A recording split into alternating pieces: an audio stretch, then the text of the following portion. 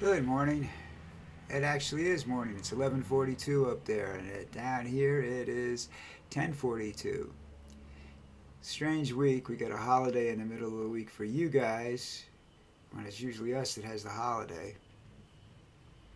Juneteenth. I don't understand that one. I forgot what that was all about, but I'll come back to it at some point in time. Um, So I was reading stuff that's been, they print all this crazy stuff over the weekend. Trump said this, Trump did that. And he did, but, nobody really cares. So by my repeating all that stuff, it doesn't mean anything. What I did repeat was Reverend Sharpton, who is not one of my favorite people, okay? He's not, going to get invited to my birthday party, all right? He's just not one of those guys. Anyhow, he says about Trump, the true sign of a bigot are people that say they have many black friends. And that's what Trump is going around saying. I don't think he has any friends, never mind black friends. He has acquaintances, associates, but not friends. You know, I don't think anybody trusts him enough to be his friend. So I don't really, him going around telling everybody he has a lot of black friends. I don't think how you can be black and be a friend of Donald Trump. I'm sorry. Maybe I made a mistake someplace along the line. I'm not perfect. I think I am, though. Here's what I'm looking for. Anyhow, uh, I clean my keyboard while I'm sitting here talking to you people. I don't understand how this keyboard gets this dirty this fast, but it does. Anyhow, what else is going on? He's one of the things I can't understand in this whole political race and everything like that is if you're an intelligent human being and you sit there and you listen to Donald Trump, how can you go out and say, uh, I'm going to vote for him, he's the greatest thing, yada, yada, yada, all that good stuff. And so I've come to the conclusion that the people that are standing in the crowds out there, what doesn't make any difference what number they are, but the people that are standing out there listening to Donald Trump, they either have to be they either have to buy into his stuff, be bigots or racists or whatever you want to call them, or they're just plain fucking stupid. Take your pick. I like to go with stupid because I kind of think that they're a little bit better than just a plain bigoted, bigoted scumbag. You know what I mean? But I don't know. It's boy, I am crooked, huh? I have to try sitting this way for a while. Anyhow, I'm, I'm, I'm crazy. In case you haven't figured this out yet, um, I, I I fear for the United States. I really do because, like I've given you the names of these people. I forgot. I lost his name again. But anyhow, these people in the background, which I've said about, they're just starting to name them now in major news services. But I've said it all along. I don't think Trump's smart enough to do what he's doing. I think he's just a mouthpiece for a bunch of, I don't even call them radicals anymore. I don't know what you call them. Neo Nazis. It's always good. Because I don't understand. Maybe I'm just naive. Or maybe I don't get to see. Well, I guess I do. I see it every night. Down here, I can tell you how bad this country is. You go down any main street, including the little town that I live in, where I used to walk down the street day or night and to go to the supermarket from the apartment I lived in, and you can't do it anymore because the homeless people are sleeping on that street. In that section of the street, they sleep on the sidewalks. You can't walk by them. It's not safe, really. The police are less inclined to get involved with the homeless and the people in America than the ones in America are. Because down here, they don't really have any place. Number one, they don't have any really a place to put them. if they kick them off the street. And number two, they got every disease known to. They got a lot of disease, and you don't really want to get risk getting scratched, bit, or anything by these people because you're going to spend a lot of time getting tested. So they just basically leave them alone. They panhandle. To get enough money to have some dope so they can go to sleep. That's pretty much their life. You know, all they need is enough money to buy dope so that they can go to sleep. It's a horrible existence. They all look alike. Oh, excuse me. I'm sorry. I hate doing that, but I don't know what it is. It's dust in here or something. But they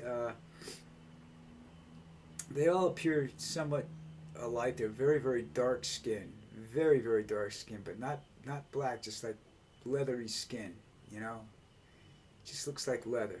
They all do. They all look like that, and it's like, okay, what did you people do? You stay out in the sun all day long just to bake yourselves to look like that?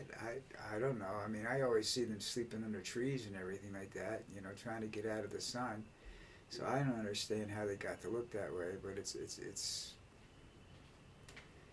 not nice. I mean, these people don't have anything, and nobody gives them anything. You know.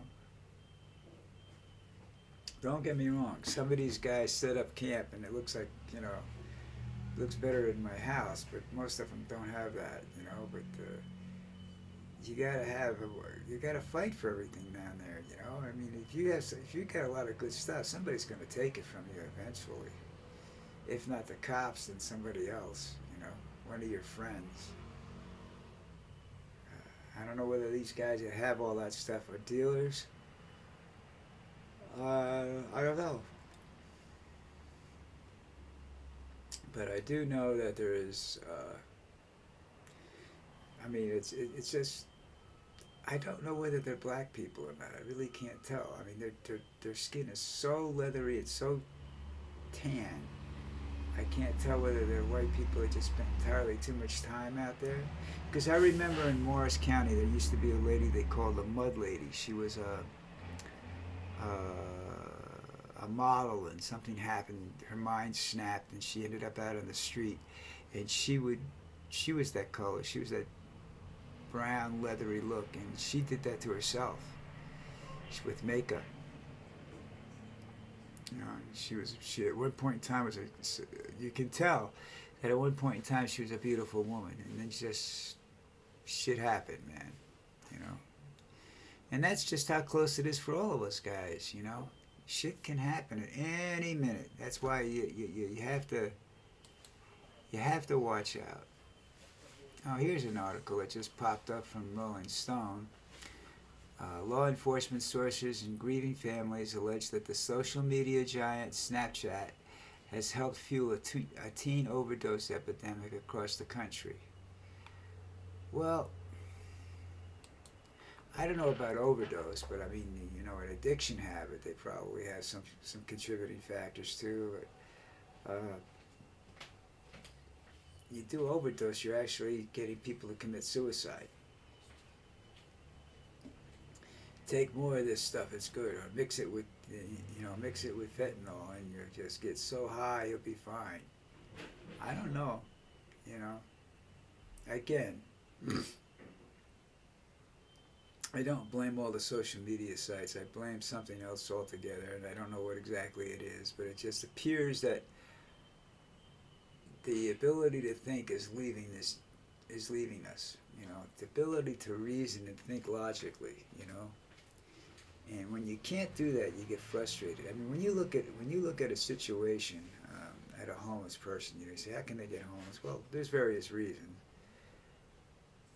but they can't solve the problem logically. Nothing that they've tried works, so they end up. What the hell? So they end up with a I don't know, complex or something like that you call it, and they begin to think they're worthless. Nobody wants them. look, I've seen a couple of these people who are, as far as I'm concerned, great artists. But you know how hard it is to make money as an artist, no matter how good you are. In this day and age, with the camera equipment and everything out there, AI and everything like that, you know, how hard is it to be an artist? So they end up homeless or semi-homeless or whatever, you know, living in poverty. Not because that's their choice. It's just, you know, they don't know how, and they spend their lives, and people telling them they're so good, and they can't understand why they can't make it. Why can't why can't I sell these paintings I have for thousands of dollars? Why does this person, who's not as good as me, get to make thousands of dollars and I can't, you know, pay rent? I have to go to the park and do uh, sketchings for meal money. You know, which is fine in the summertime. It's a little hard to find people that want you to sit for a sketch in the wintertime. You can't afford to go to Florida, so you know I don't know what they do, how they survive. There is a difference in the homeless community, though. There are people that have settled in and said, "This is my life. I can't be any better." Some of them are veterans who have psychological problems and can't get the proper help for it. You know. Some of them I don't know the reasons why. I don't get the, you know, I haven't seen a good reason for why they end up. I mean, they have had financial setbacks. They lost jobs and they can't find a job. You know, first of all they say I need a job that pays X amount of dollars. You know, and I won't take anything less. And before you know it, they don't have any money left. They're broke and they're out in the street. That's almost happened to some people I know. I been broke twice in my life, destitute, just about to lose my apartment, and I'll take a job doing anything, you know, to pay my rent. And I've paid my rent. You know, unfortunately, at those times I didn't have a lot of debt, you know, so I could pay all I needed really was money to pay my rent. But that's the other side of it, you know. They give these people credit cards that don't know what to do, and they go out and they buy their entire house. The inside of their entire house is on a credit card, or credit, per se. So if something goes wrong with them, and they don't have, you know, $30,000 or $40,000 in the bank, it's only a matter of months before they're out, you know, out on the street. Can't pay their mortgage, can't pay their bills. Don't understand the bankruptcy laws. They have too much pride to do that, you know. And even if you do that, there's no guarantee you're going to survive. So there is that.